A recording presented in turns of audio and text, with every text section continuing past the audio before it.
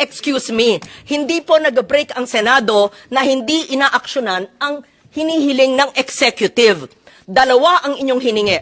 Excise tax, napasa namin. At sabihin nyo on the record, kailan nyo mai-implement yan at ang gulo ninyo. Sinabi nyo, excise tax, kailangan urgent. Nung napasa namin, sinabi, we will see. Yan, galing sa inyo yan ha, kung gagamitin. Tapos, the next day, o sige na nga. Ano ba? Ano ba? Kailangan ba? Hindi.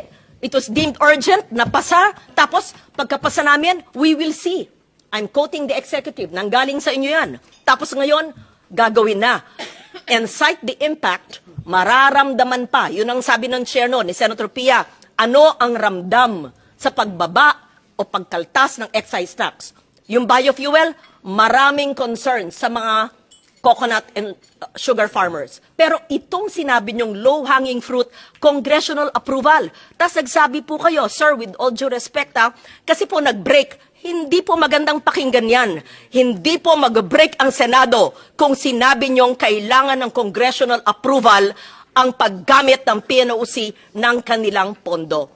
Pakilagay po sa record after your presentation and we give a chance to the others, Mr. Chair. Because it's important na hindi tinuturo sa atin na nag-break tayo kaya ang PNOC hindi makagamit ng kanyang pera. That's unfair. Ang sekretary nga ninyo wala dito Kung anong pamumulitik ang ginagawa na naman ng sekretary nyo.